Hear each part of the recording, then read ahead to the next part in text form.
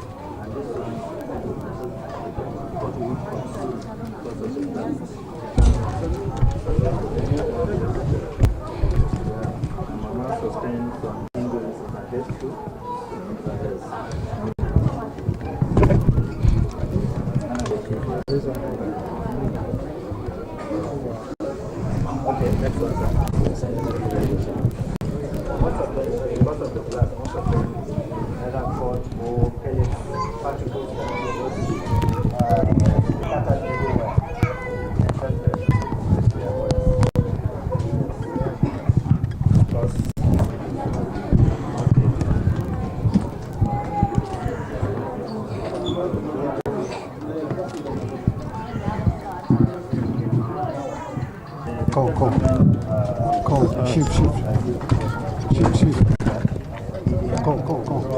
Thank you.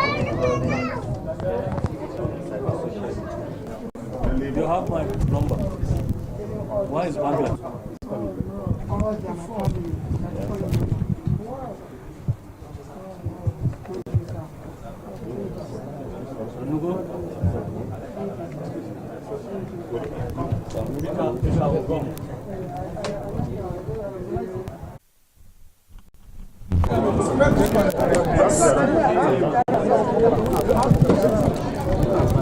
Let me thank the hospital management led by Prof here for what they are doing. I thank the government of Kaduna State for what he said they are doing to support the victims. Their response is what it should be, and I urge everybody to get involved. So I believe the right things are being done as far as regards the hospital, what the hospital management is doing. I thank all the staffs of the hospital, thank the nurses, everybody that is helping from what I saw. This is about, I think, the 16th time, and we have our 16th time. Let me first appreciate the hard work and the effort of the military in helping us to secure the country. But then we should also re-examine and ask ourselves this fundamental question about this reoccurrence where we have 16 times and we have lost almost 500 people. Why is this happening and everything? And be able to see how, as a government in particular, we can support the military to ensure that these things don't happen again. It brings me into question. I always ask at times when I listen to the present, I think it's Chief of Defense Staff, who said that their regular allocations are not, budgetary allocations, are not released to them adequately. And then one questions, what is our priority?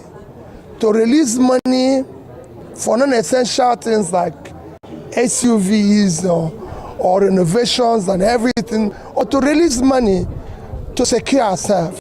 Because security, everybody knows, is very, very critical to our problem today. That will take our farmers back to farm, which will tackle our main inflationary item, food.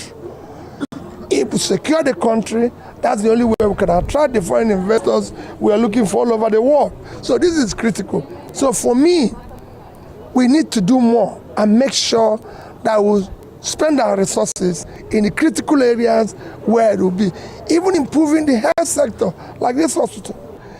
Bringing them and treating them in the hospital is one thing.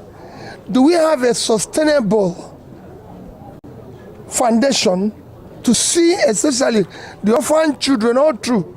I have somebody who lost 34 family members, You know, the trauma of that, especially these orphan children. We must all join hands because they are not our children. They are not our property. Everybody must join hands to see them through.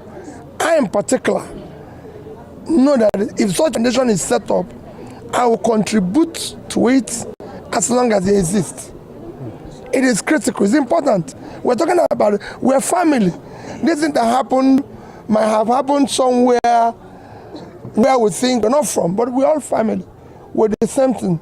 And I've always said the purpose of government is to care for those in need and the poor. For me, what is more important is to ensure that it does not occur again by making sure that the right things are done by the military, everything to be more precise in what they are doing.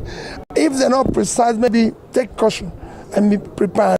Two, to ensure that we provide the right amenities. The visit today is private and everything, but we have to do things to support them. First is that I have to make a personal little contribution of 3 million naira to support the effort of the doctors. But I have to look at the doctor. Prof told me he has 1,000 workers in this hospital because they're very critical. You can't talk about healthcare unless there's a staff, and the staff are critical. I know they are big people, so I will buy them at least a bottle of Coke each. So I'm going to give Prof 1 million to be able to buy the staffs. 1,000 of them as 1,000 for Coke will be 1 million naira. So I'm going to make that contribution to him because it's important. See, no, yeah? So it's 4 million naira. And of course, there's other ancillary things. So I'll be making a donation of about 5 million naira.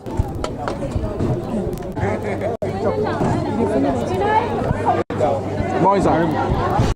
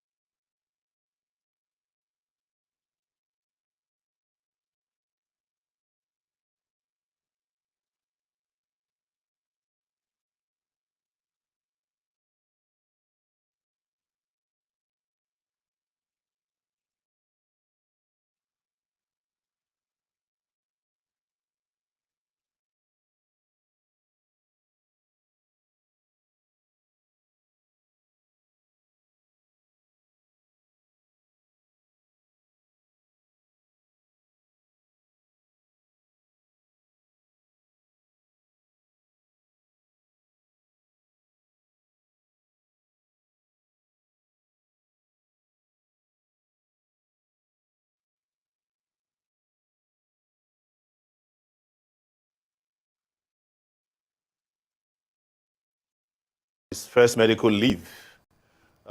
Even though letters were transmitted to the state that he had returned back about 4 months ago, he never stepped foot on Ondo State. That is to say, it is reasonable to say that he has abdicated his role as the governor of the state a long time ago. And governance is not a joke. You just can't wake up one day and say that, well, I don't want to go to work, I'm a ghost worker, and I'm on leave, and you never went back to office, and then you go back on another leave. You know, this is just a really, really horrible story that we're hearing from our beloved state. And where it becomes then very difficult is that I heard you now saying that he's going to transmit another letter to Ondo State so that his deputy can act in his capacity as a governor. The question you should ask is, where are they going to get the signature to write a letter to the Ondo State House of Assembly? And as I speak with you, just a few seconds before I got into the studio, I was told that the Ondo State House of Assembly has been meeting all day long, waiting for his son to provide the letter that was supposed to transmit to the House of Assembly, allowing his governor to, the deputy to start as an acting governor, and they can't even find his son.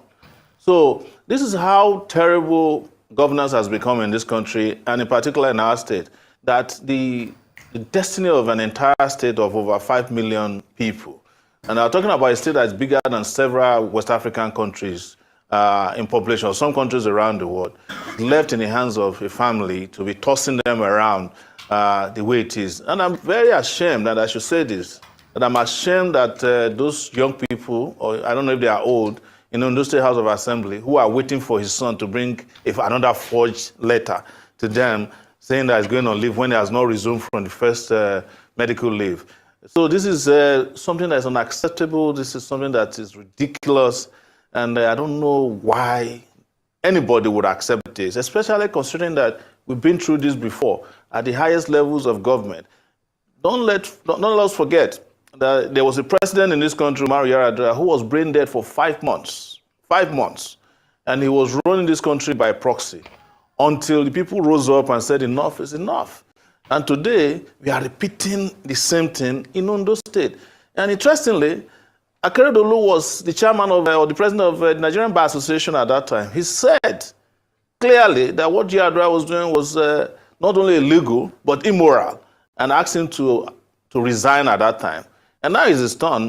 He wants to go to his grave with Ondo State governorship, which is impossible. So I don't know why anybody will accept this. And Ondo State, for that matter, you know, this is the same Ondo State that people always brag about, that they don't accept nonsense. Now nonsense has become the governor of Ondo State.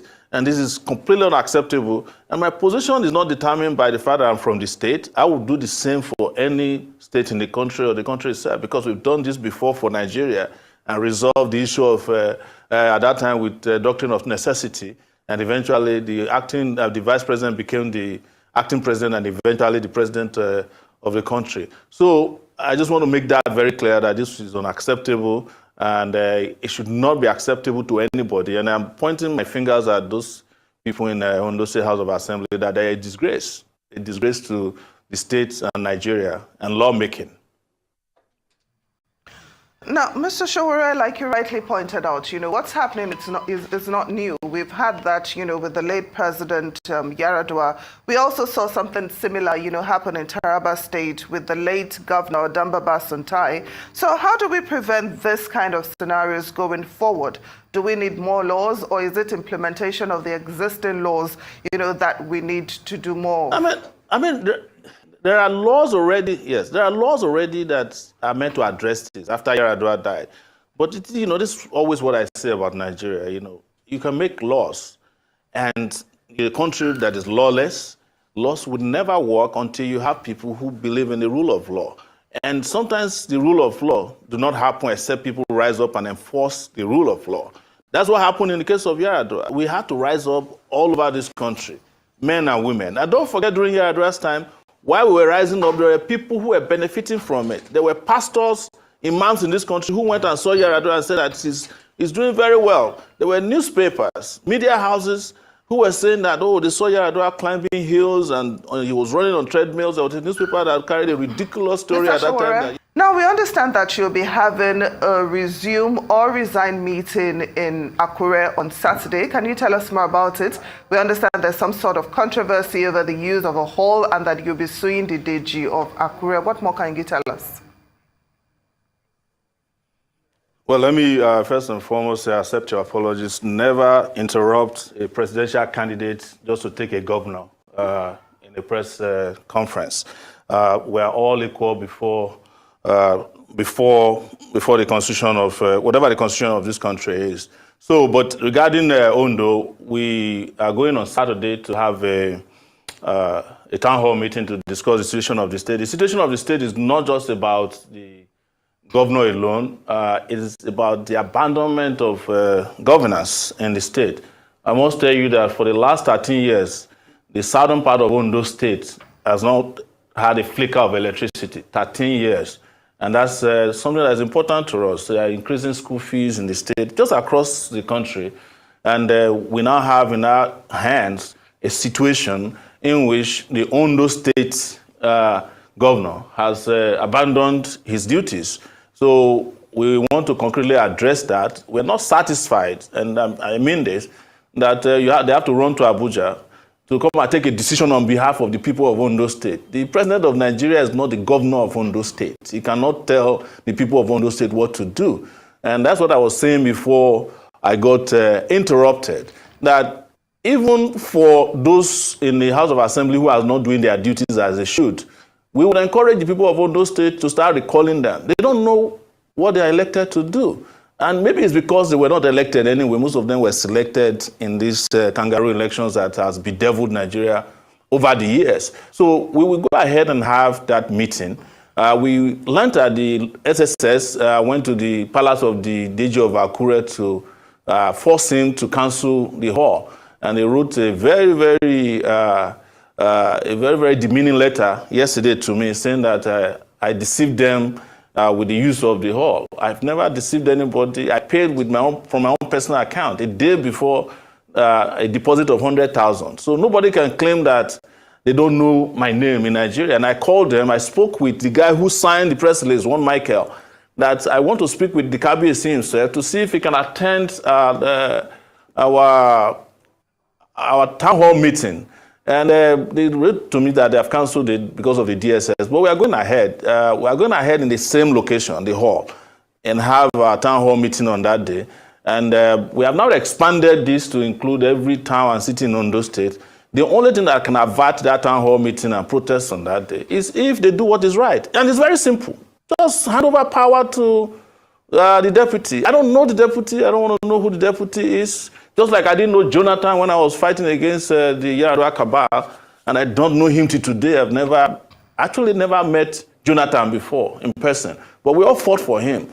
And we expect that what is right will be done in Ondo State and by the people of Ondo State and for the people of Ondo State. We deserve to have governance. You cannot go and add our governor to that of your state and tell us that it's all right. And now we can't even find members of the family be forging signatures, engaging in criminal activities, and this must be addressed urgently. So that is our position regarding Saturday, which is December 16th.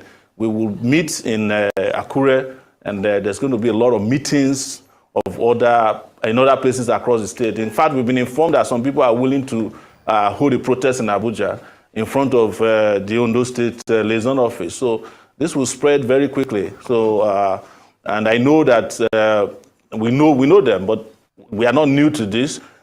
This used to happen to us under military rule as well, where we will book halls and the DSS will invade the place, or they will force their owners to close down the hall. But we'll still go ahead and do what we have to do. It's more than necessary now, and it's too late, and we can't be intimidated anyways. They know those who are involved.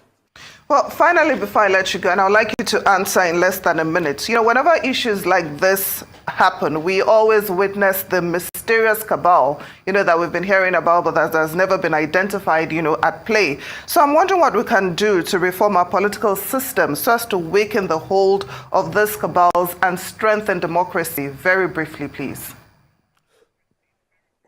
I think it's an African disease. It's not only in Nigeria, there are cabals everywhere.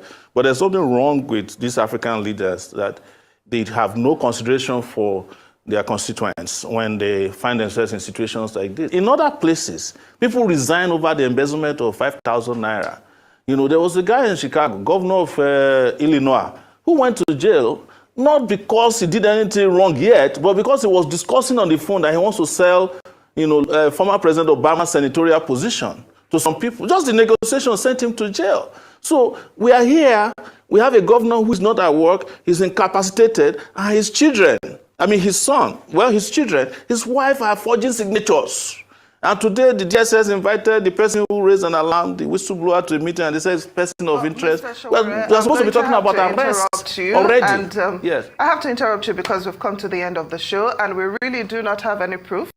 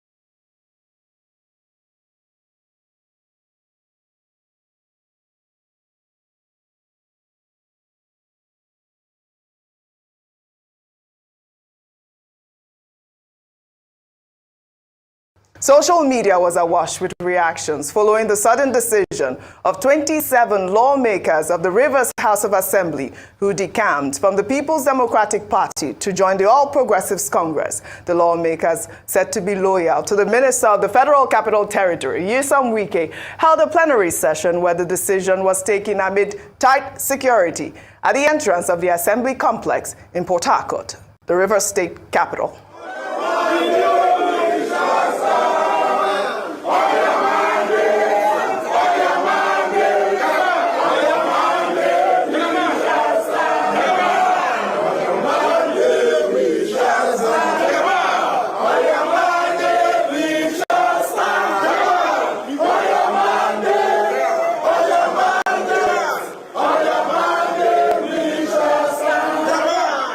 Well, I told you this is Wike's new song. I told you it was On Your Monday, Bola, and now Jagabano. That video that we played last week showed us that Wike is in charge of the new song, while the defection of the lawmakers, according to reports, is said to be connected to the rift between the governor of Rivers State, Fubara, and Wike over control of the political structure in the state, while users on social media reacting to the lawmakers' defection pulled up an old video where Wike condemned defectors in political parties. Everybody will have to be careful. You give somebody an umbrella, the next day he defects.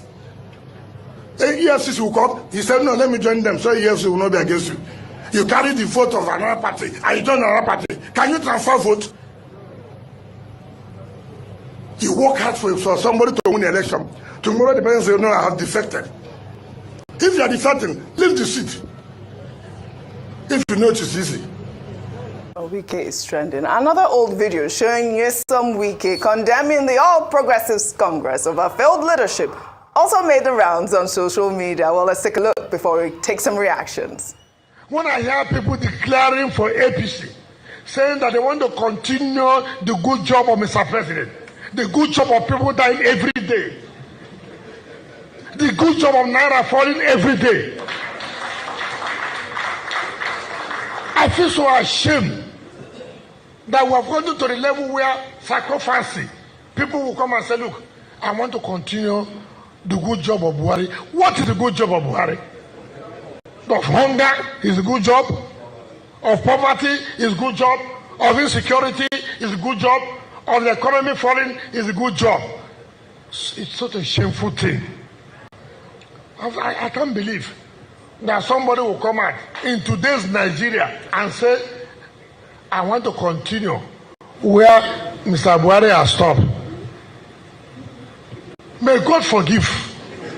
May God never allow that people to continue. Well, God is listening. Well, let's take some tweets. Let's take this tweet from Oloye, who wrote, Wike's many lies. 1, I will not be minister. I will not support whoever emerges at the PDP presidential elections. I can never leave malaria and join APC cancer. I will never disturb Sim when I hand over power to him. You cannot decamp with another party's votes. And many, many more. Fire, laughing. Go ahead. I mean, which installation is this? The only thing is now, when is Wike going to decamp? This is the question now. I don't know. I think you don't know what party PDP. Okay. At this rate, he has done more than possible that you already know is with the APC. Okay. I mean, there was a man that worked against his party. When he was governor of the state, the party couldn't hold a rally, presidential rally in his state. So how else would you want? But, you know, he likes to be very, you know, amorphous or mercurial is the word, you know. So he's a member of the PDP, but serving in an APC government. The same APC he claimed he will never have anything because it's cancer. Hope he knows that Bola Tinubu's presidency said he will continue Buhari's legacy. That's what he said. So he's continuing that legacy of cancer now, and he's enjoying it. And that's the thing about politicians. When he favors them, they'll say something. When he's against them, they'll say otherwise. So he's continuing that legacy. He's become a minister now, and you know, he's destroying his own party, the PDP. But I think what is happening here is the fact that he knows that the game is tight for him now. He's no longer governor of the state. He doesn't wield a lot of that power, executive power in the state. And probably President Tinubu would like to work with Fubara. So as he discovered that, he says, what can I do? So probably he went to get his lawmakers to defect to the APC so that he will show loyalty to President Tinubu and try to block any attempt at doing that. But let us see. This game will be incumbent on what Mr. Fubara, because this is another Game of Thrones. Yeah. This game will be incumbent on the political understanding of Mr. Fubara and what game he will play in return. And in the coming days, you will see action, because there's going to be a move, I probably will predict, on impeachment again, and let's see how it will pan out.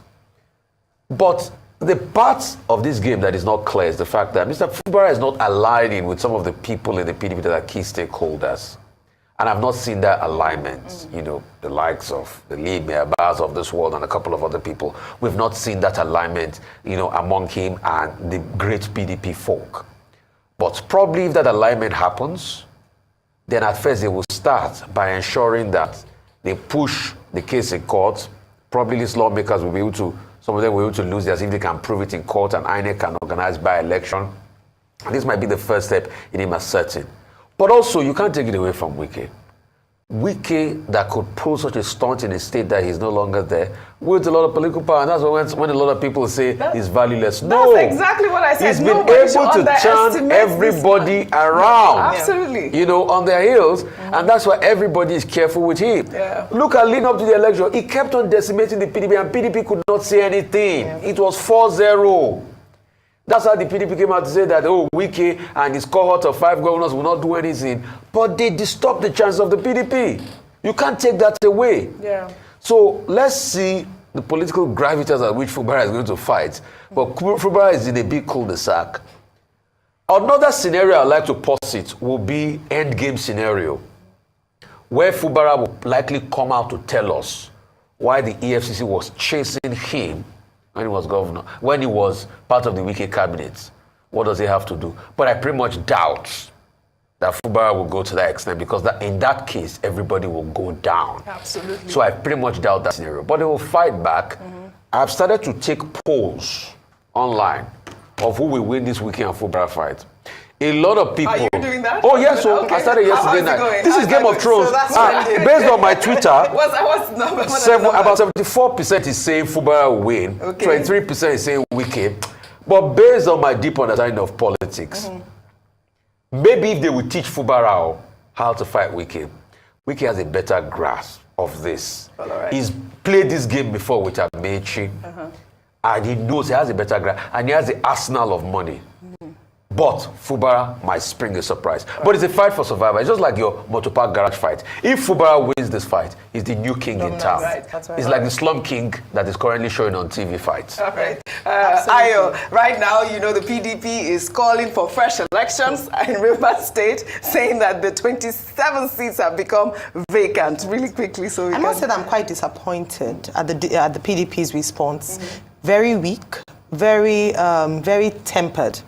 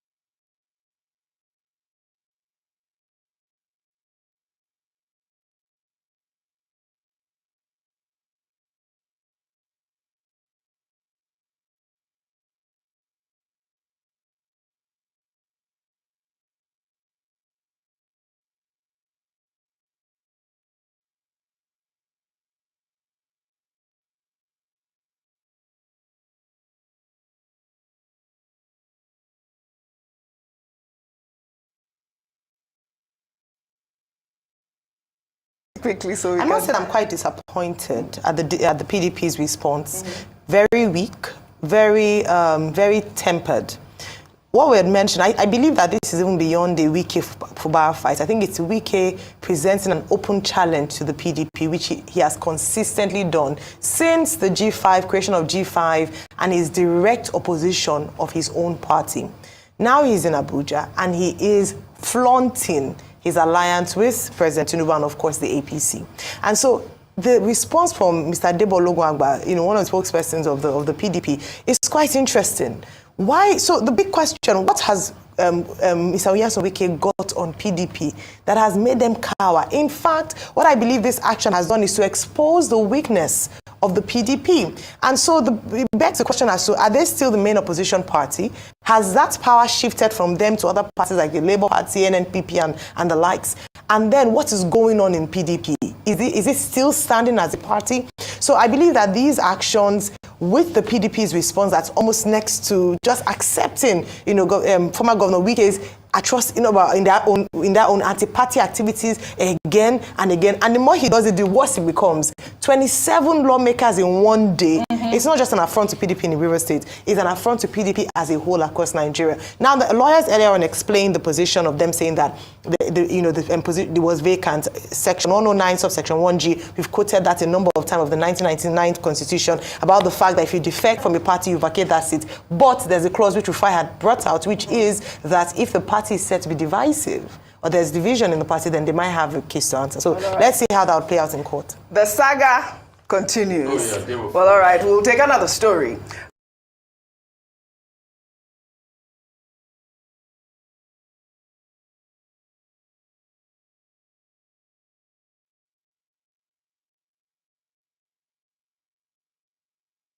To cushion the impact of the fuel subsidy removal, the vehicles are made up of 57 units of gas-powered electric-powered taxi cabs. Tinubu thanked the governor for his proactiveness, stating that his administration will take advantage of his foresight at the sub-national level to start an assembly plan in order to bring economic prosperity. Amazing. I always praise Babagana Zulum. I mean, he's doing so well. Yes. And when they do well, we praise them. Yes. Well, despite the recent setback of the bombing incident in Kaduna State, the Nigerian military has remained relentless in its quest to hunt and eliminate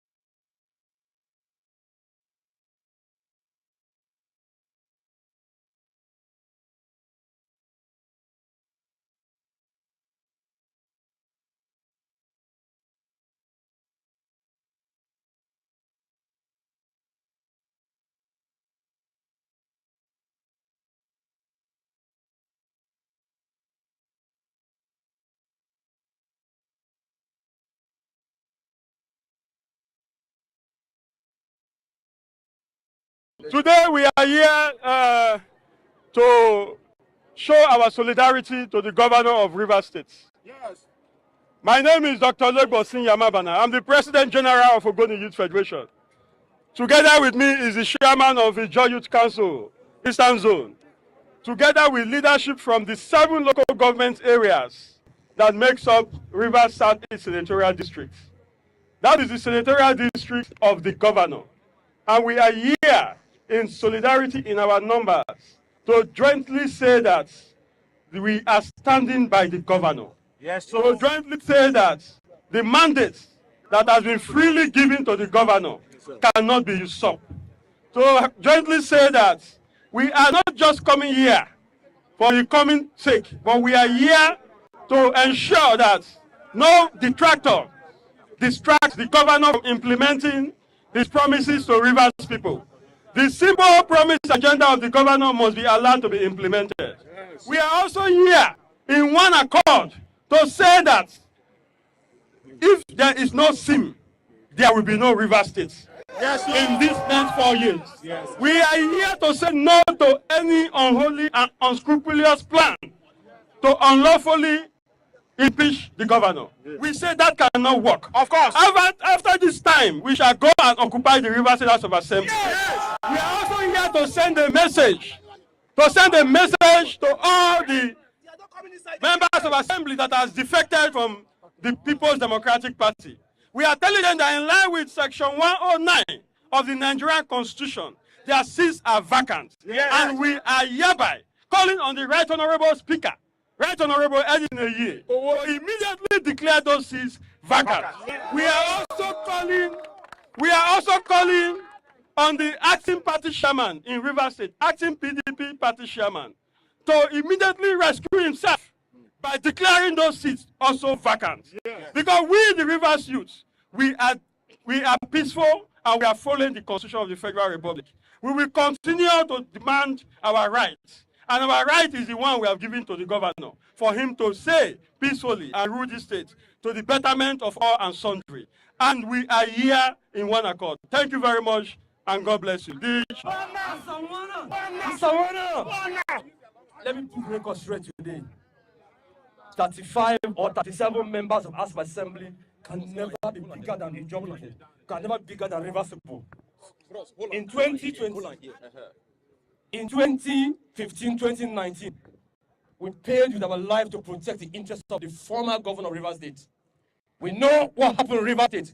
I was stood firm to support the former governor. My name is Samuel Tonyekpoko, the chairman of IYC in Rivers State.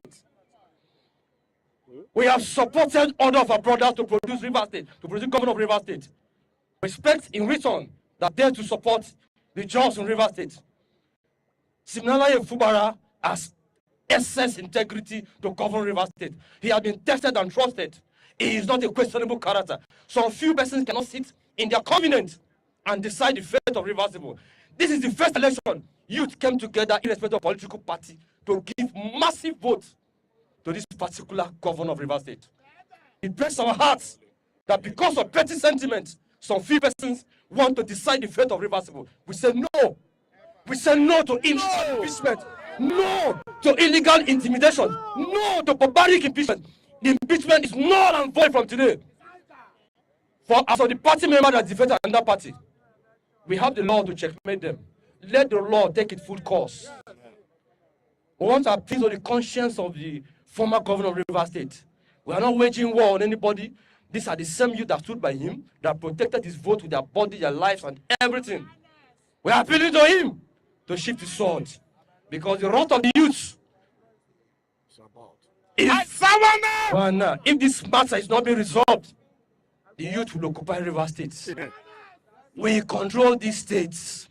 We have taken our life, we have taken our destiny to our hand to say, we don't want SIM to be disturbed in Rivers State. So that tomorrow, SIM will not come and give us excuse. He just took over power. Let SIM not give us excuse. SIM should be allowed to govern Rivers State for 8 years. It is unnegotiable. Yes. 8 years is sacrosanct. Yes. Constitutionally, after 8 years, there's a tradition in Rivers State that after 8 years, you take a bow and go. The former governor served for 8 years, no inch. He has taken a bow and leave. Let SIM govern for 8 years and take a bow and leave. We are here to tell the governor too that the same people we are mentioning, the same people we are hearing and then became powerful when they were in Brick House. Honorable Siminalayi Fubara, the governor of Rivers State, was strongly behind you. You are the governor of Rivers State. No man can play God on this earth. Power belongs to God. No matter can play God. It is seasonal. It is SIM turn to govern Rivers State. Let SIM govern Rivers State and give us dividends of democracy. So that SIM, for all the promises he made to us, so that he will have that privilege to give us those promises. The youth are saying, No SIM. No network. No SIM. No Rivers State. Every assembly member that are defected under party, we move a motion that your seats should be declared vacant. Not so we talk. Not so we talk. Thank you very much.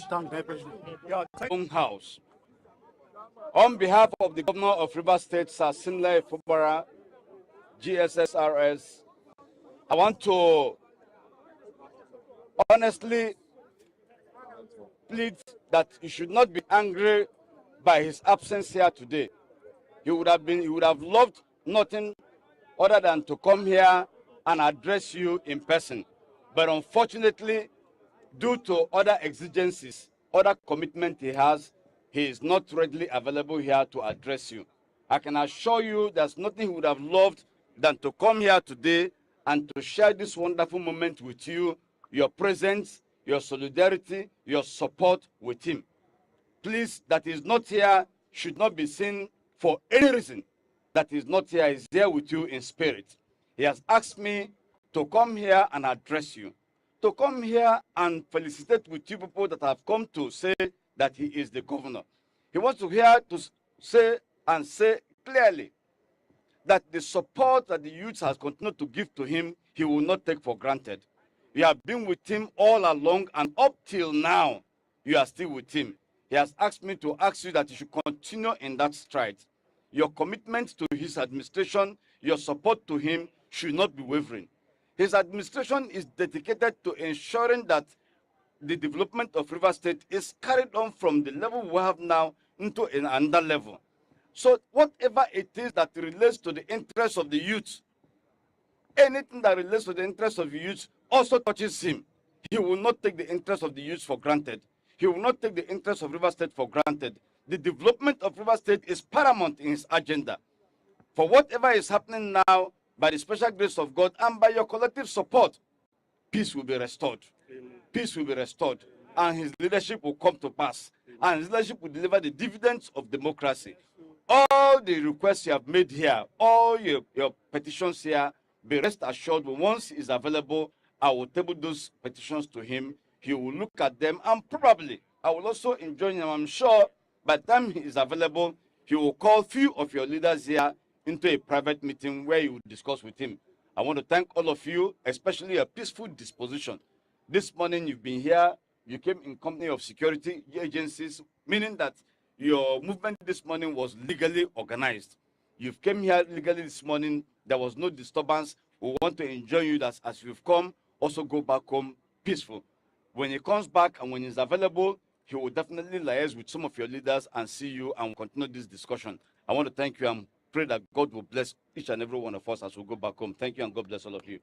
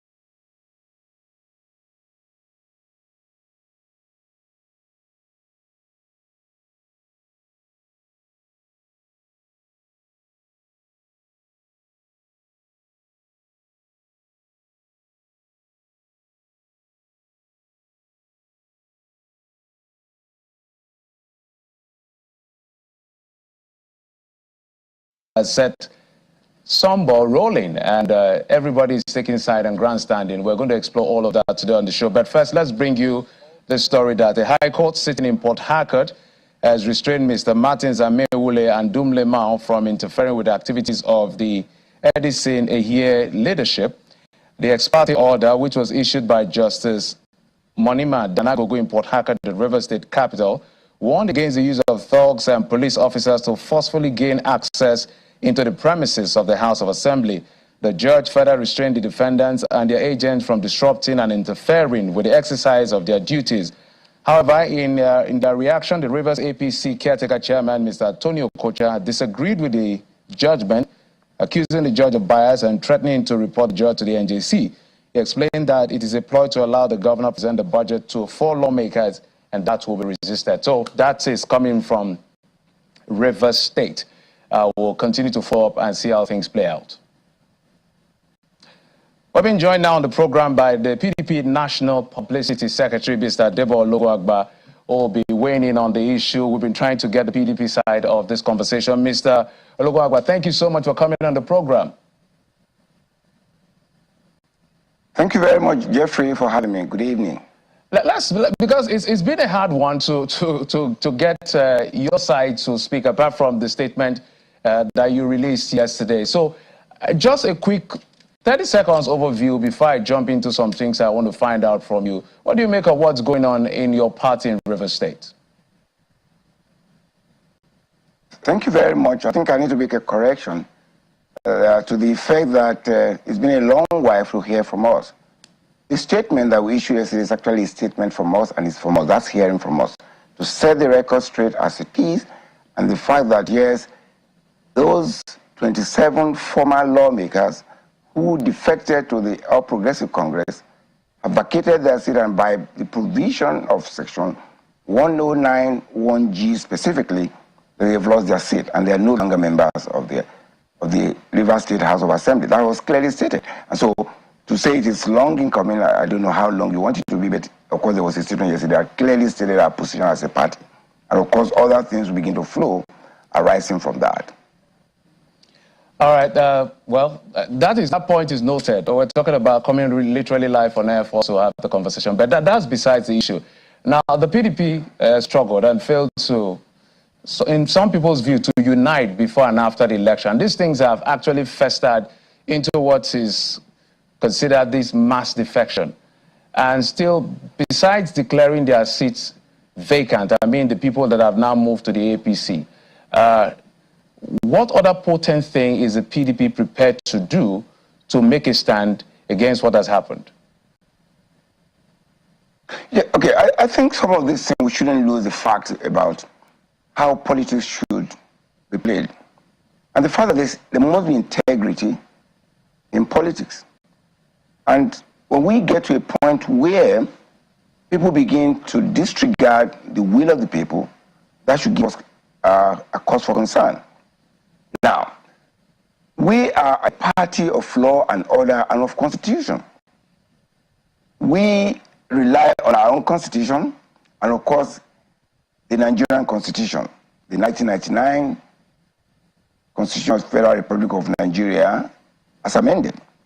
Now, Section 1091G stated clearly that in the event that a member of a House of Assembly defects to another party, he automatically loses his seat. And this has been tested in the court. In 2015, the Supreme Court clarified this. In the case of Ifedayo, Abigunde, and Ondo State House of Assembly, and others, it was clearly stated that once you defect, provided there's no division or faction in your party, then you lose that seat. In March 2022, in the Cross River State case, Justice Taiwo made it very clear, and this is what is sobering. He says in one of the statements in the judgment that he hopes that one day it will be the issue that as soon as you leave the platform that you sought election, Because under our laws, there are no independent candidates. You can only be a member of a House of Assembly or other elected position in the legislature when you are sponsored by a political party. PDP sponsored the former lawmakers in Rivers State, 27 of them, and haven't left that. Mr. Logo, if I may button, so that we can pack in as much as possible. The premise of their defection, they said it time and again. We listened to the Martins Amewule faction saying, look, there is a disagreement over who the national secretary of your party is. They accused the governor of abuse of power, intimidation. They reeled out all kinds of, a couple of accusations as a reason for the division in the party, because there's a proviso, even in section 109(1)(g), beneath that says that if there's a division in the party, that could be a premise to leave the party. So they cited the fact that there's a clear division in your... Hold on, just a minute, Mr. Deborah. The fact, I started by saying that, look, before the election, there were issues in your party. After the election, there were still issues in your party. And they are basing this uniquely to themselves in terms of what's going on at the national level. They cited the national secretary. You may be able to clear that. And of course, what is going on within the party in Rivers State as a basis, which there's a proviso for within 109(1)(g) for them to excuse themselves within the party. Well, I thank you, Jeffrey. But again, like I said, when people want to be mischievous, they can hide under anything. But the good thing is that the Constitution is so clear. And like I said earlier, in 2015, that provision, that proviso to that constitutional provision of section 109(1)(g) had been made. And the proviso is when there is a faction or division in the party. Now, PDP is one. PDP has one chairman. PDP has one national working committee. How they come about and saying that there's a division in the party, I don't know. But again, I'm sure by now, I know by now that the 27 members will have known that this is actually a futility, that they've lost their position. The Supreme Court had ruled, and it is clear. In any event, our party has taken action, and we're taking actions relating to that so that that declaration of their seat being vacant will be permanent. There are series of actions that will be taken. But it is completely fraudulent, it is completely irresponsible for them to say there's a division in the party. Yes, as a political party, just like any other human organization, we have challenges because politics is about interest, about individual, depending from cultural, from personal views. But in a party, you come together and try to reconcile that. That we're doing. The fact that there are no noise in other political parties does not mean they don't have issues that they can talk about. We know we accepted that, but we're working on that, and it's a work in progress where you have human interests involved. But it's completely fraudulent. Sorry, I can finish. Can I finish? It is completely fraudulent. It is untrue. But the good part of it is the fact that the Supreme Court had ruled on that. The court in Cross River State in March 2022 echoed that. And we'll see how this goes. But we do know that no crisis in our party, no division in the party, no faction in the party. The PDP is one, and they have gone on a voyage that they know by now, they know it was the wrong move to make, irrespective of what the constitution might be. Mr. Logo, but I wanted to bring to your notice that even in section 109, if you look at subsection 2, given the arithmetic of what is going on, 27 as against 4, at the end of the day, the input of the speaker is required for some of these declaring seat vacant is necessary. And now there's a division. They have greater majority in terms of numbers, and these other people are 4. And so if the speaker has to be involved according to section 109 subsection 2 of the Constitution, what magic is meant to happen next for the seat to be declared vacant? It's not an issue of magic. But I'm talking about what the Constitution says. A court order. Absolutely, and I'm trying to respond to that. in a precursor in the opening, you mentioned the fact that there's a court order that says that the 27 former lawmakers should not interfere in the activity of the assembly. There's a speaker. The speaker has a duty to declare those seats vacant pursuant to the provisions of the Constitution. Mr. Debo, who is the speaker? Who is the speaker? Mr. Ahie, you said that yourself. The court order that confirmed that. Mr. Ahie, or Honorable Ahie, is the speaker, and he has all the duties and all the powers of that office to declare the 27 vacant seat vacant formally. And we are asking, and we actually asked INEC to conduct elections to fill those vacancies. In any event, when you talk about presenting budget, in that same constitution, there are provisions for the governor to continue to execute within, if the budget is already within a period, he has a window to continue to carry on and manage the economy of the state in line with the previous year budget. So there's no problem here. All the speaker needs to do right now is to go ahead, declare those seats vacant, continue the work of the state, and then but let me close this up. I think just 10 seconds, just 10 seconds, please. Is that each time, yes, thank you. What is important here is that the sadness about people in position where people that voted for them, in their view, is unimportant. And I think that should be a food for thought as we develop in this democracy. Thank you so much, Mr. Debo. That's a very good place to learn. Mr. Debo Ologwamba, the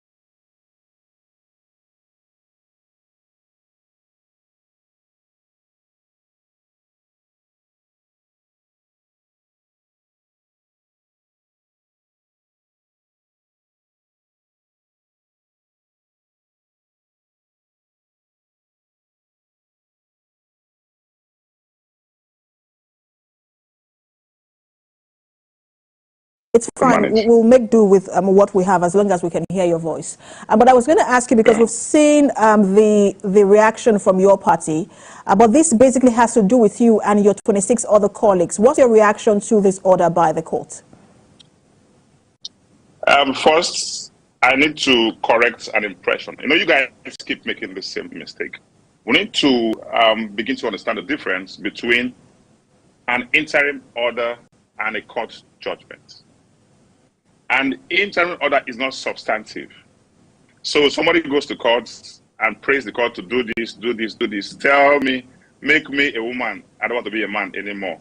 Or make my friend a woman. And the court says, look, we need to hear both sides first before we take a decision. But for now, I will honor 1, 2, 3 of what you've asked for. That doesn't make you a man, or that doesn't make you a woman.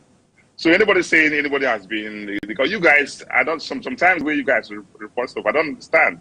No court affirmed anyone as speaker. A court only granted an interim order, which elapses, which has an expiry date, usually days. And so there's no issue at all. But for on the issue, before I delve into the court judgment and then what I call a mess, that's a lot of people will say that our judiciary has been turned into, but I don't throw that line. It's not the judiciary. It's a few people that have made themselves malevolent instruments for the destruction of the intendments and prophecies of the Constitution. And you cannot blame the entire judiciary for that. If some elements decide to, I choose my words very carefully. What the court is saying basically is maintain a status quo, which means that Edison Ehie remains speaker for the next 9 days, which is when the next hearing will be. Are you and your group going to comply with this order and suspend all activities pending the next hearing? Yeah. Now listen, what is the end game? Before I go into the issue, what is the end game? The end game is that the governor of Rivers State wants to present his budget to 4 suspended members of the Rivers State House of Assembly. That's the end game, and let's even begin from there. And now he's been enabled by this very, very embarrassing court order. What are the issues? There was an ex parte order that expired on the 30th of October. The same parties went to another court of corresponding jurisdiction, of coordinate jurisdiction, 2 equal courts. The same parties, the same material facts, the same prayers were denied by that court. And then eventually, both parties met in court and argued the matter. They argued the matter and then the court adjourned. That means the substantive matter has been heard.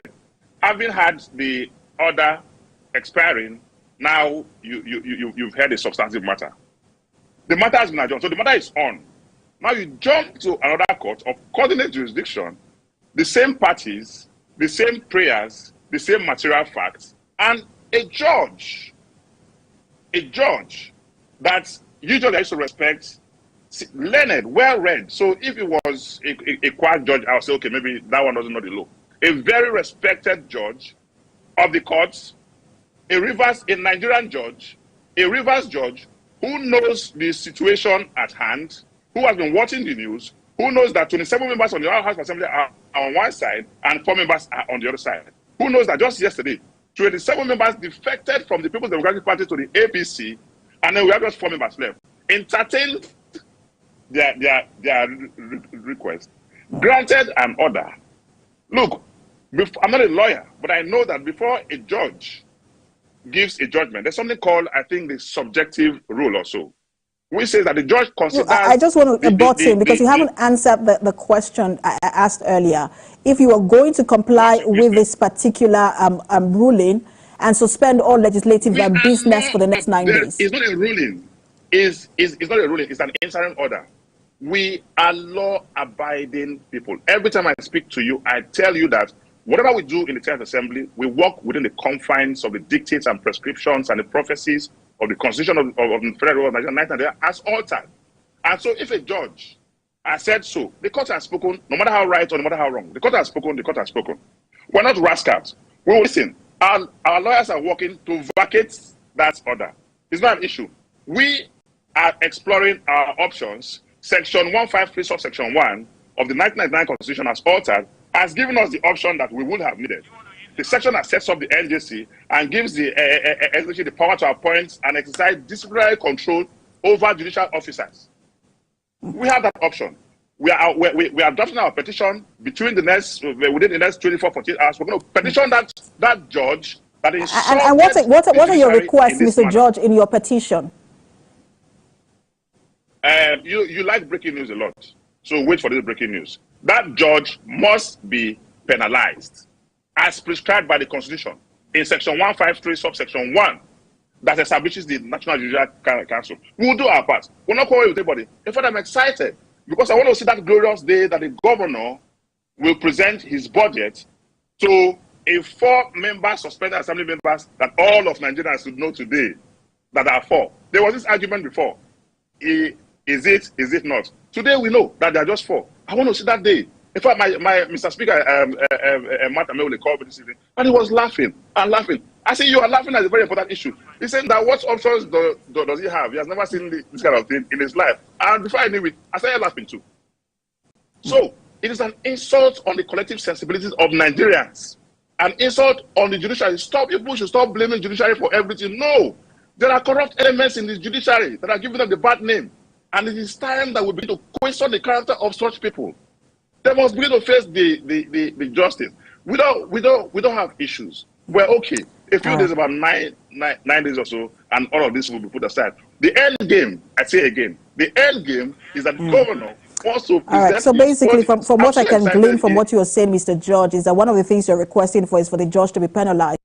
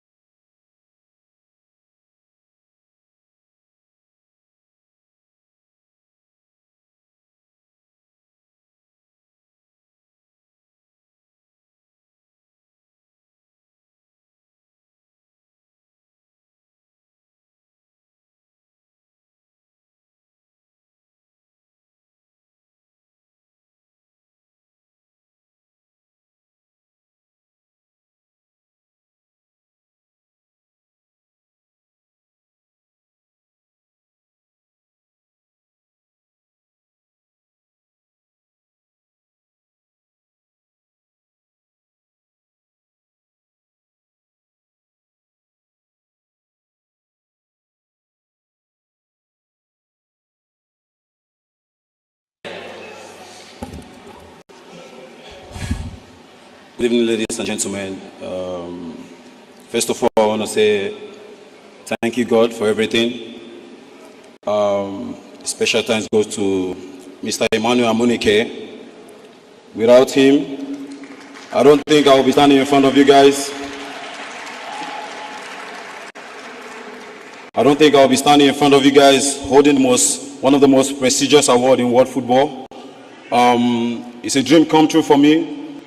I want to thank everyone that have seen me through life's journey in achieving my dreams, in achieving my goals. I appreciate Nigerians for their support. I appreciate Africa for putting me on the map, for encouraging me, for defending me, regardless of my shortcomings. Thank you so much. I also thank Emmanuel Adebayo for his encouragement. Solomon Kalu, I appreciate you. Every African legend that I've looked up to while growing up, that have inspired me. Can't forget DJ Drogba, my role model. Thank you so much. Thank you very much. I appreciate you all. God bless you all. Thank you so much. Congratulations, Victor Osimhen. Victor.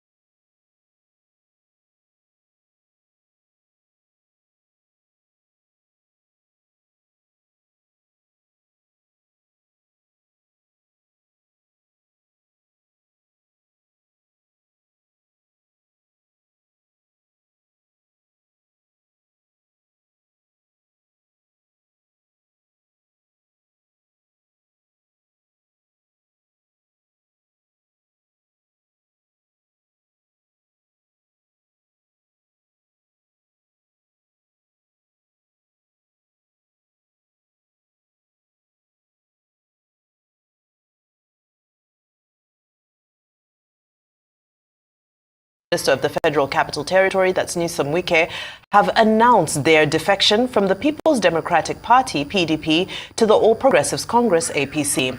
Now, the lawmakers loyal to Wike, the immediate past governor of Rivers State, announced their defection on the floor of the House during a sitting on Monday. Our rights correspondent Andy Omano is standing by to give us an update on the political crisis in the state. Good afternoon, Andy. A very warm welcome to Newsday.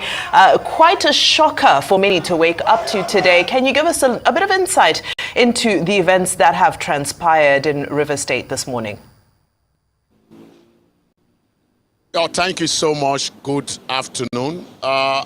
Rivers State has been in the news lately precisely since October the 30th this year, when this same group of lawmakers loyal to the immediate governor of the state and the current minister of the Federal Capital Territory allegedly planned to impeach the sitting governor in the person of Sim Fubara. And since then, the political crisis in Rivers State has happened in what we call a theater in an episodic manner. And this morning, we woke up to the news that 27 of them, in the wee hour of this morning, find their way into the hallowed chambers of the State House of Assembly complex. You will also recall that that same hallowed chamber of the complex was set ablaze a couple of weeks back, and they sat this morning for less than 15 minutes, where all 27 of them decided to decamp to the opposition All Progressives Congress. I must quickly add that this is a House of Assembly that has 32 lawmakers. And so if you take 27 from 32, what you have left is 5. And even that 5, the entire 5 are not following the incumbent governor. It is only 4 of them that are following, because 1 is a Labour Party legislator. And so that is the situation we have at hand right now. And it will be very, very appropriate to say that there is an uneasy political calm in Port Harcourt, the Rivers State capital, as we speak, because everybody, especially those who don't have their finger in the political happening in this state, are watching to see what is going to happen next. As I speak with you, the governor is having a state executive council meeting in Government House, and I want to believe that this defection by the 27 lawmakers that used to be in PDP to the APC will be on the top agenda of that discussion. And so that is where we are now. We are trying to track who and who we needed to talk with. First of all, we want to meet with the acting chairman of the PDP to find out his perspective about what has transpired today. What is going to be in it for his party? Is he going to move like the 27 lawmakers who have all of a sudden jumped ship to the opposition political party, the APC? And so this is where we are. And I want to believe that between now and evening, a lot of political talks are wagging already. A lot of permutations are on. People are saying a lot is going to happen between now and weekend.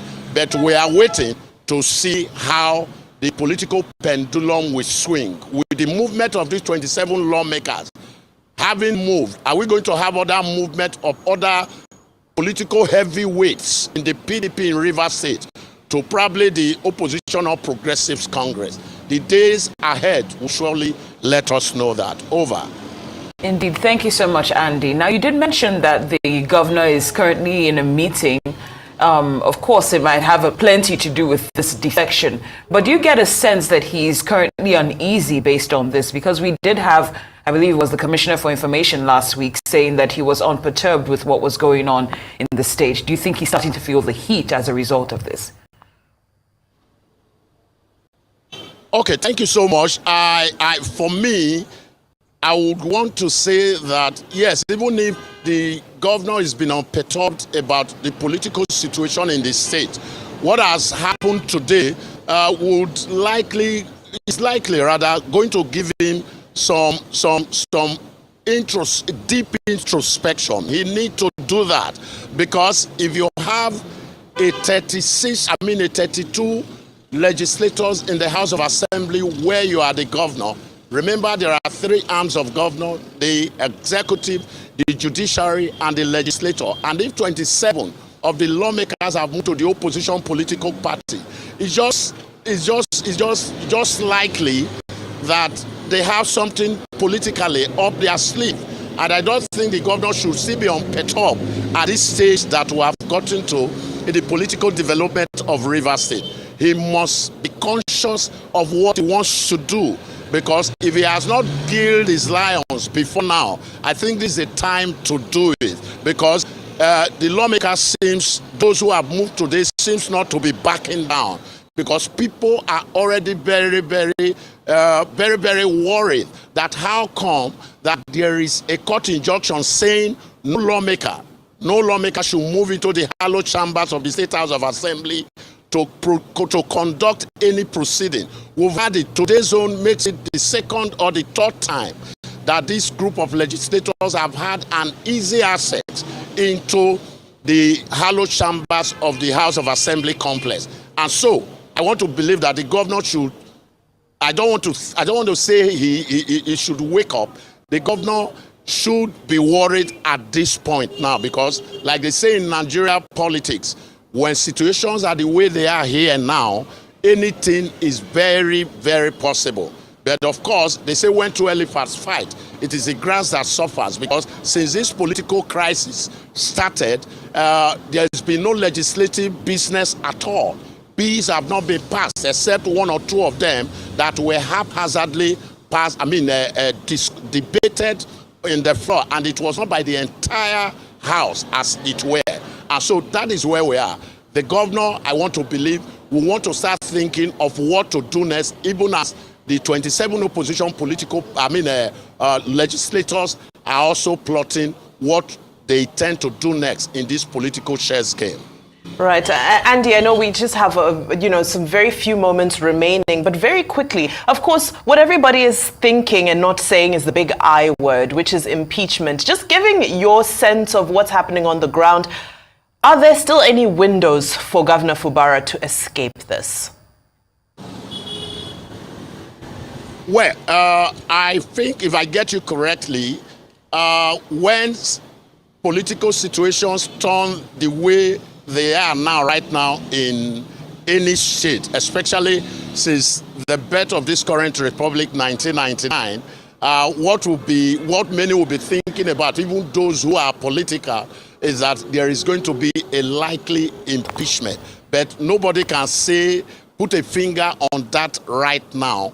But if you ask me, that is what seems to be the position of one or two analysts who are monitoring developments here. But is that going to happen? Is that not going to happen? The next couple of days would let us give us answer to that question. But as we speak, like I mentioned in passing, there are already insinuations that other political heavyweights in the People's Democratic Party in Rivers State are likely also going to defect in the next couple of days. And we are just waiting to see what will happen. Is there going to be a likely impeachment? It is possible. It is not possible. It is possible if these lawmakers, 27 of them, decide to run the entire political hog.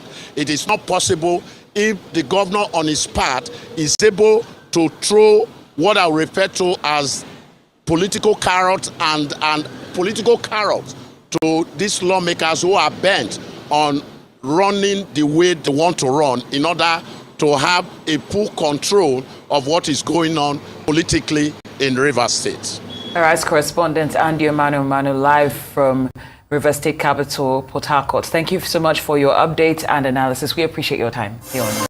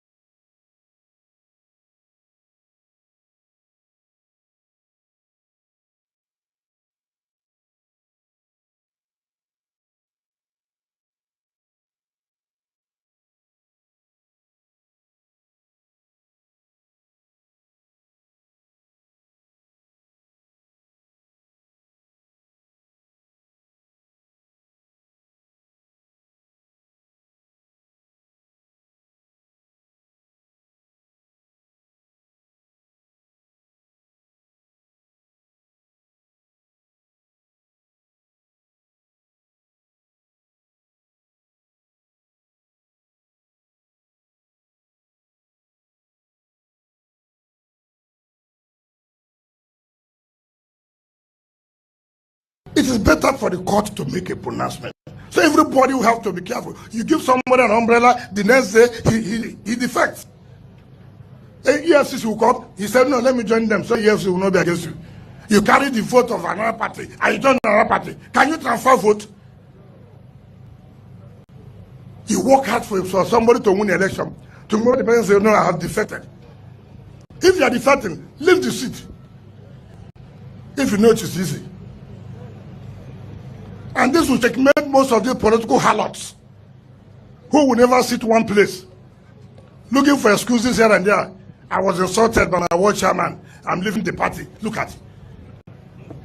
They did not allow me to bring a councillor. I'm leaving the party. Because you believe that they cannot take your seat. This is a clear example. To strengthen democracy, it is better for the court to make a pronouncement. So everybody will have to be careful. You give somebody an umbrella, the next day he defects. EFCC will come. He said, no, let me join them. So EFCC will not be against you.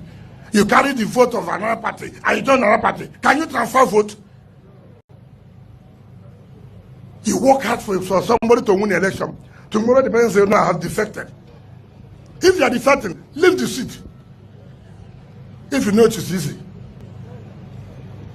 And this will checkmate most of the political harlots who will never sit one place, looking for excuses here and there. I was insulted by my ward chairman. I'm leaving the party. Look at it. They did not allow me to bring a councillor. I'm leaving the party. Because you believe that they cannot take your seat. This is a clear example. To start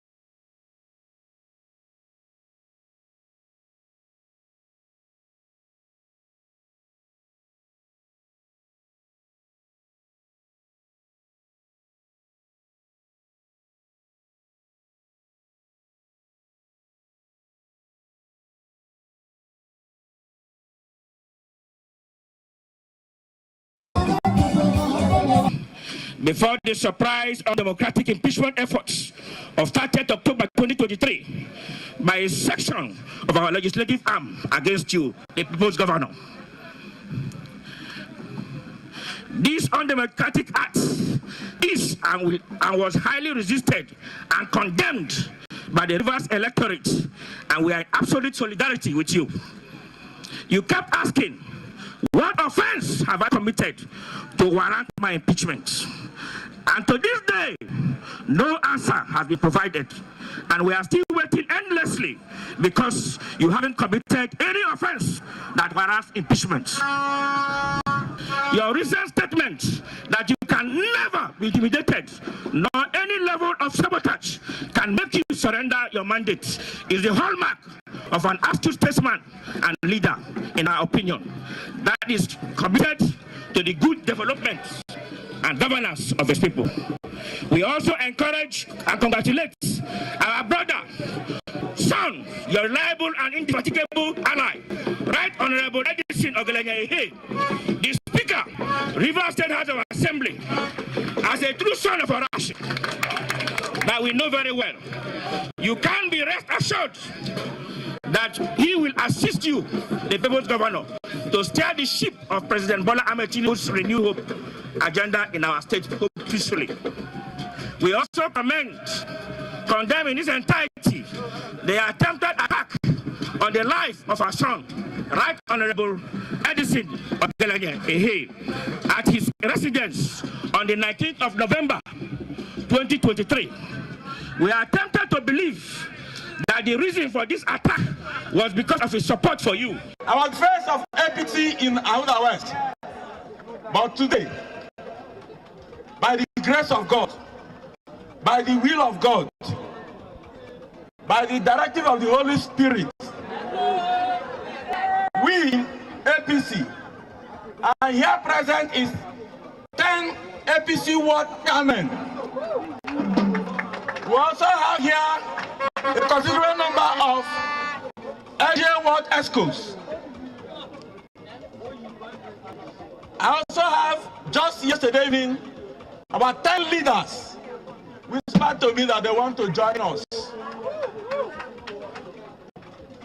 We are here to support the God-chosen governor of Rivers State, Fubara. God has placed Fubara there, and that is why we are here.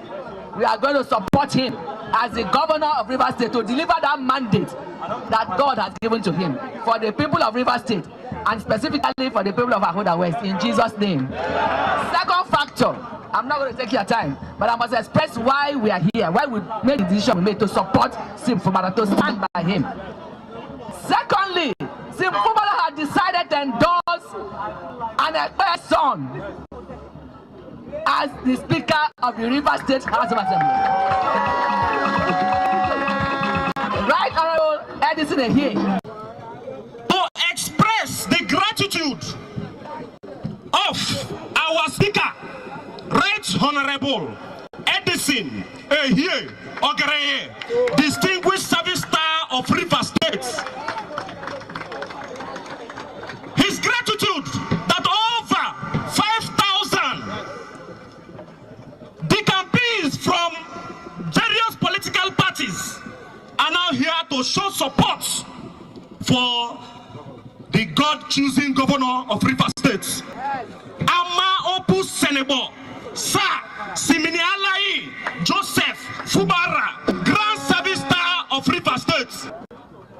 The Speaker of the 10th Assembly, Right Honorable Edison Ehie, he has said I should greet you and tell you that at the appropriate time he will come to speak to his maternal people. He is Econo Ahuda West.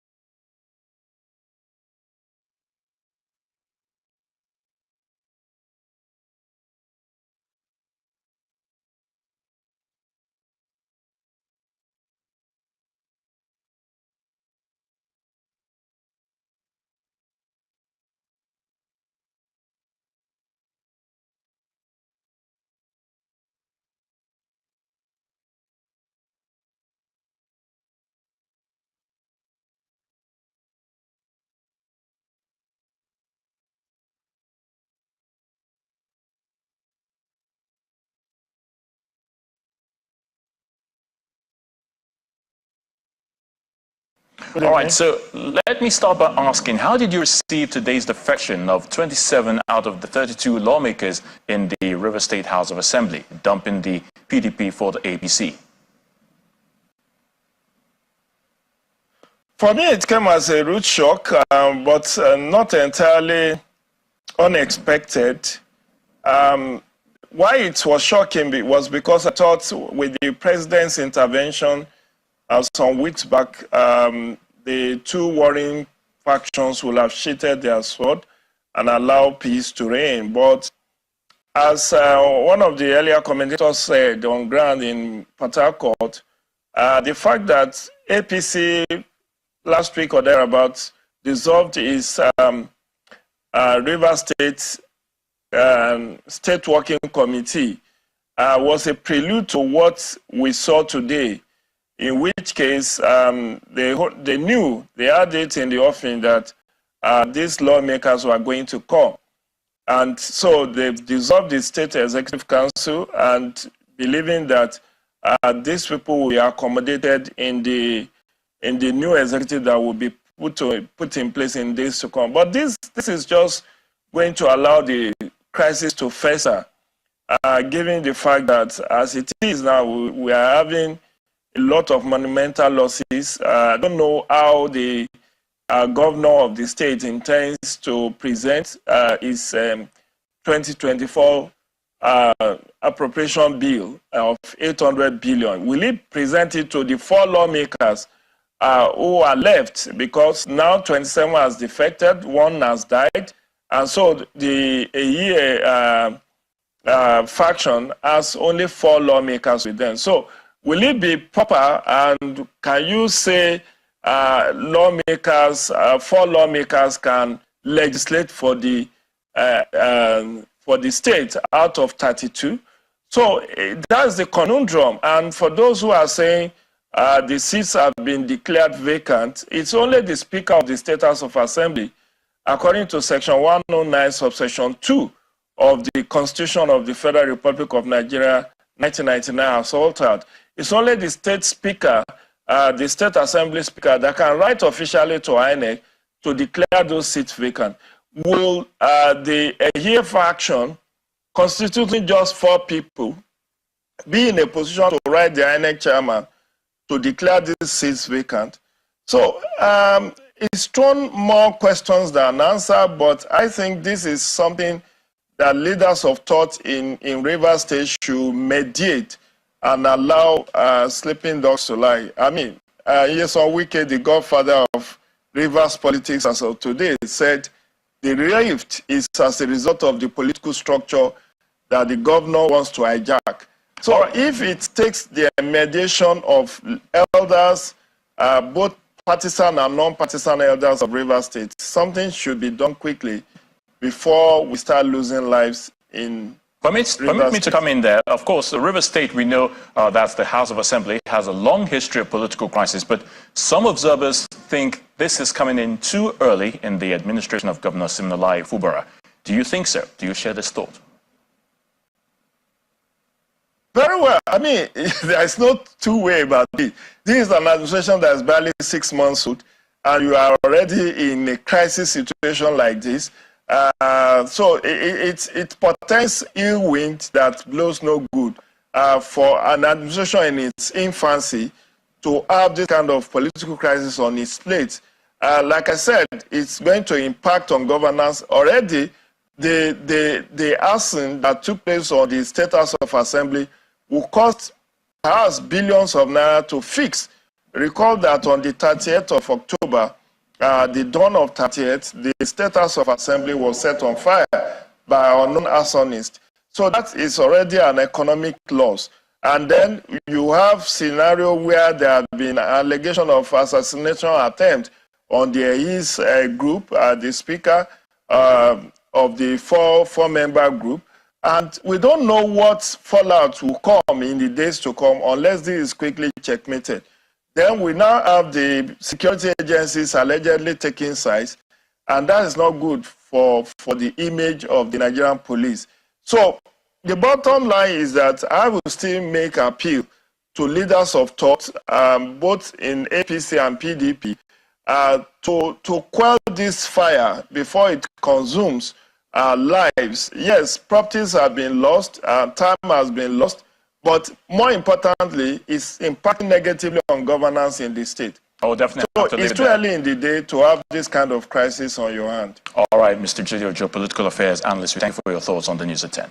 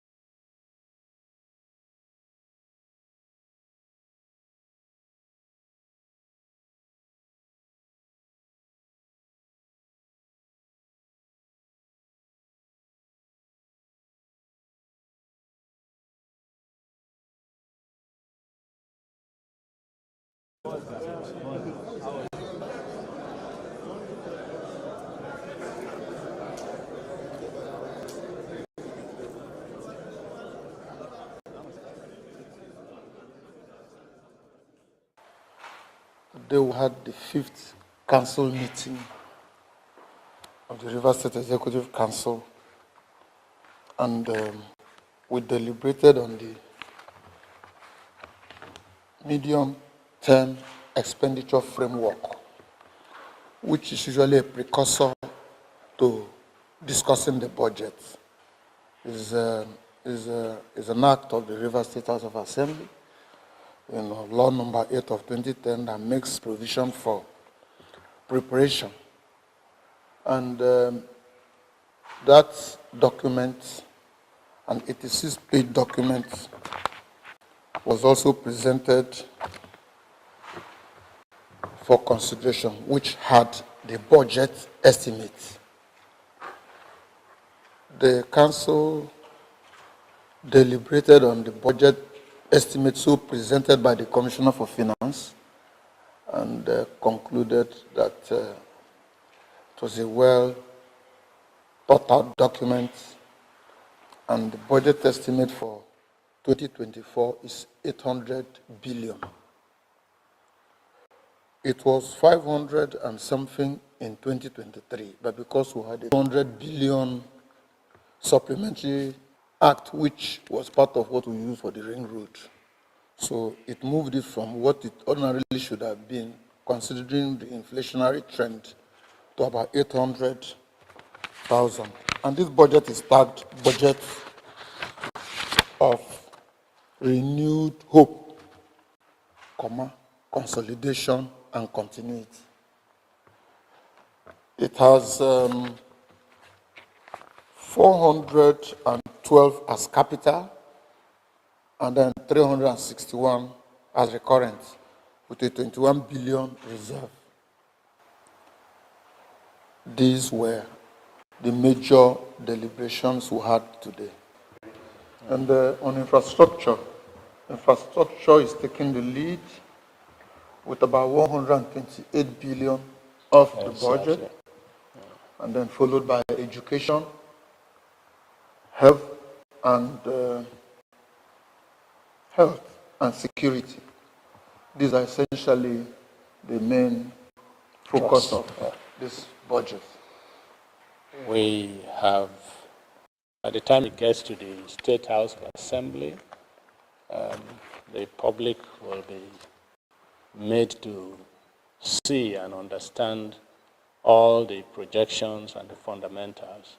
But basically, as the name implies, the essence of the budget is to give the people of River State, the residents of River State, renewed hope, and to ensure that there is a consolidation and continuity in what has been happening, particularly in terms of the harvest of projects we've been having in the state, and of course, other areas, particularly human capital development, security, investment drive in the state, and so on and so forth, ease of doing business, etc. So basically, that is the little addition I feel I should make to what he has said. Thank you.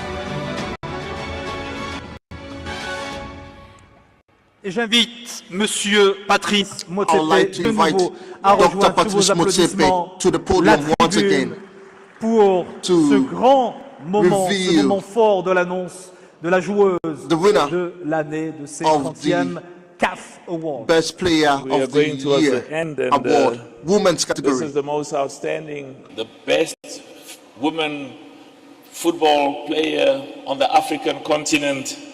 She's from the beautiful, beautiful country. You know, I can't see anyone. Asisat Oshuala. Asisat Oshuala. Best Woman Player of the Year from Nigeria. Congratulations once again. Yes, can we please give her a big round of applause as she's coming up on stage to receive her trophy. She's dressed in her country's colors, the green and white. Congratulations.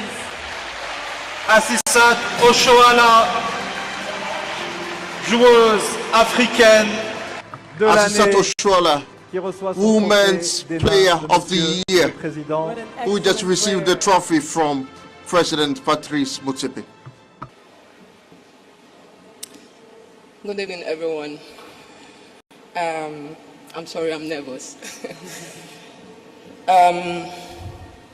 This night, I would love to use this opportunity to thank everyone who's been part of my journey, from grassroots football to national level to club side.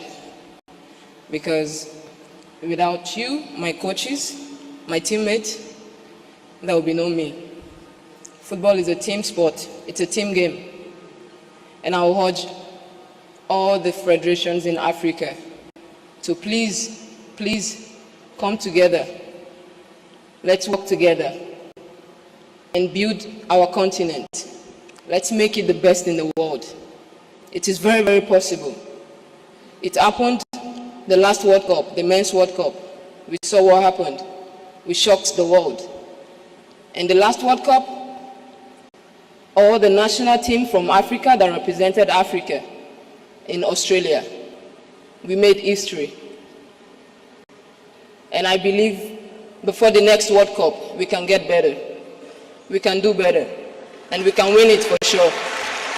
Because at the end of the day, if we don't support ourselves, nobody will come down to Africa. Nobody will come to this continent to support us.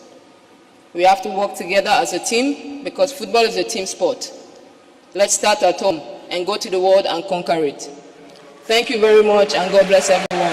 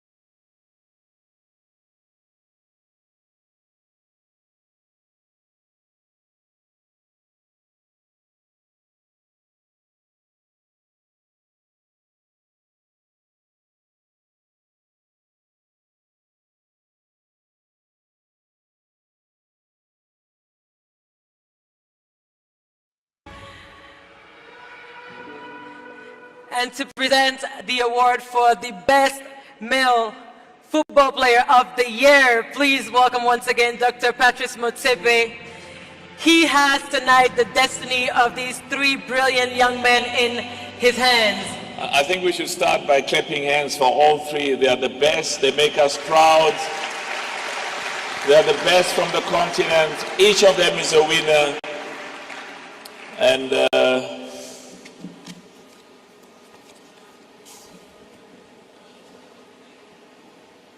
the player of the year for 2023, the most in terms of the votes that has been cast, is also from the beautiful country, Victor Osimhen. Congratulations to Victor Osimhen, big winner of this year, Player of the Year in the men's category at the 2023 CAF Awards. An exceptional season, a very well-deserved award. Please, Dr. Masebe, please do not leave. We're going to take a bigger picture, please. Victor, let's immortalize this moment, please. Congratulations, and we want to... Stay with us, stay with us. Stay with us just for a group picture, family picture. Yes, Victor. Good evening, ladies and gentlemen. First of all, I want to say thank you, God, for everything. Special thanks goes to Mr. Emmanuel Amunike. Without him, I don't think I'll be standing in front of you guys. I don't think I'll be standing in front of you guys holding one of the most prestigious awards in world football. It's a dream come true for me. I want to thank everyone that have seen me through life's journey in achieving my dreams, in achieving my goals. I appreciate Nigerians for their support. I appreciate Africa for putting me on the map, for encouraging me, for defending me, regardless of my shortcomings. Thank you so much. I also thank Emmanuel Adebayo for his encouragement. Solomon Kalu, I appreciate you. Every African legend that I've looked up to while growing up, that have inspired me. Can't forget DJ Drogba, my role model. Thank you so much.